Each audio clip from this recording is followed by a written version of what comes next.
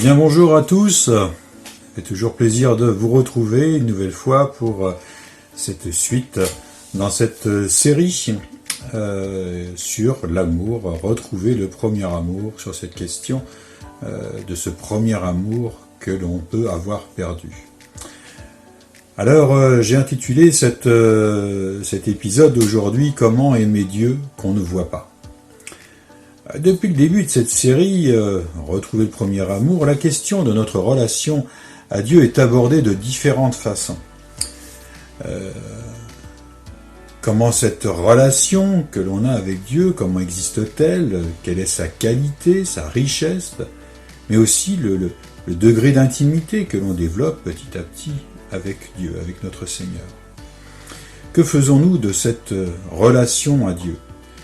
Est-ce une relation par habitude, par contrainte, il faut que je passe du temps avec Dieu, etc.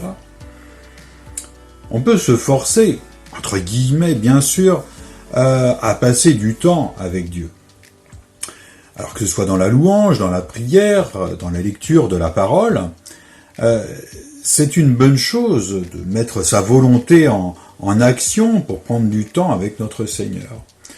Progressivement, ces temps mis à part pour notre Papa Céleste va devenir une habitude, un besoin.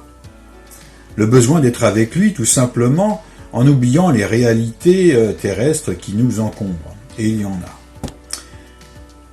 C'est un peu dans cette idée que nous pouvons lire cette demande que Jésus adresse à ceux et celles qui veulent le suivre comme disciples.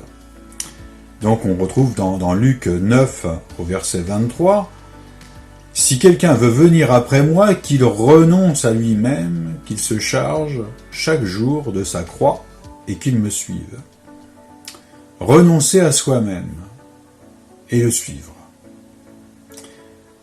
Dans ce besoin d'être avec Jésus, en oubliant les réalités terrestres, en oubliant tout ce qui nous encombre, je le disais tout à l'heure, c'est une réalité, en tout cas ça doit devenir une réalité. Alors quand je dis ça doit, bon voilà, il n'y a pas de jugement, mais disons que c'est dans cette idée de créer cette relation avec Dieu, d'une relation chaque fois un peu plus forte, un peu plus importante. Je me souviens que dimanche dernier, Bernard nous disait qu'il prenait de temps en temps la scène en amoureux avec le Seigneur. Il place une chaise en face de lui, de l'autre côté de la table, qu'il a préparée d'ailleurs, et il invite le Seigneur à prendre ce repas avec lui. Je dois dire qu'il m'arrive de faire un peu la même chose, dans le sens où quand je prépare un message, il m'arrive de mettre une chaise en face de moi ou à côté, et d'inviter le Seigneur à prendre part à ce que je suis en train de faire, qu'il soit là, qu'il soit présent. C'est certes symbolique, mais ça va un peu plus loin. En tout cas, je me suis rendu compte que c'était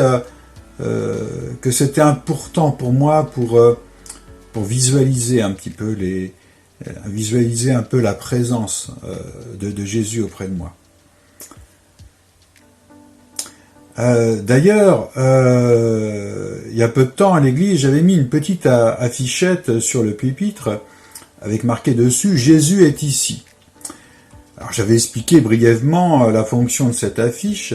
C'était dans l'idée de prendre réellement conscience de la présence de Jésus auprès de nous lorsque nous louons ou lorsque nous adressons une prière.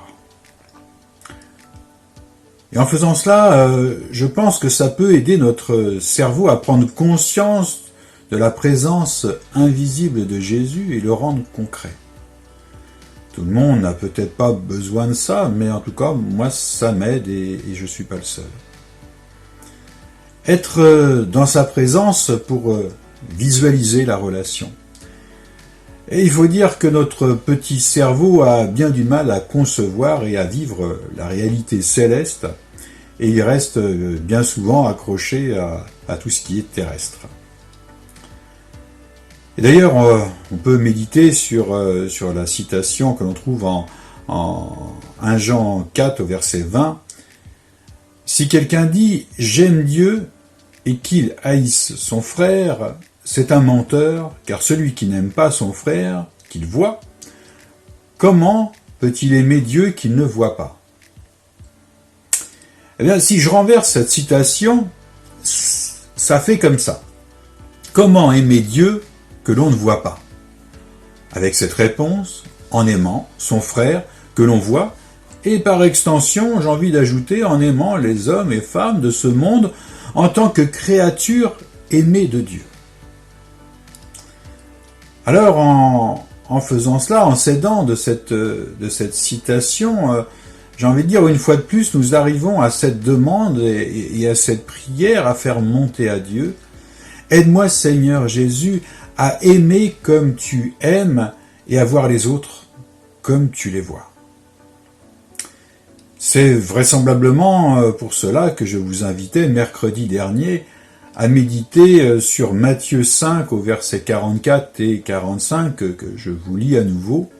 « Mais moi, je vous dis, aimez vos ennemis, bénissez ceux qui vous maudissent, faites du bien à ceux qui vous haïssent, et priez pour ceux qui vous maltraitent et qui vous persécutent, afin que vous soyez fils de votre Père qui est dans les cieux, car il fait lever son soleil sur les méchants et sur les bons, et il fait pleuvoir sur les justes et les injustes. » Aimez, voilà, aimez sans limite pour revenir au premier amour.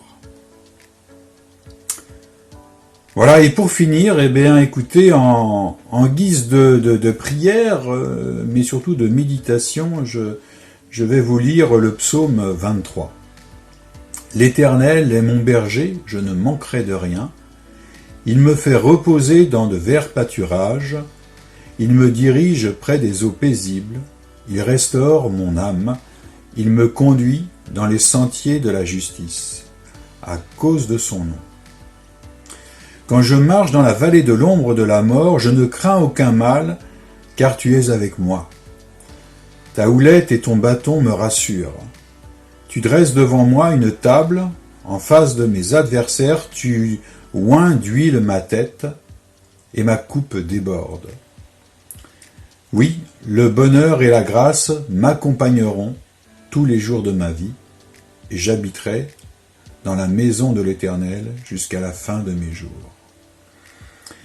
Eh bien, cette émission d'aujourd'hui se termine.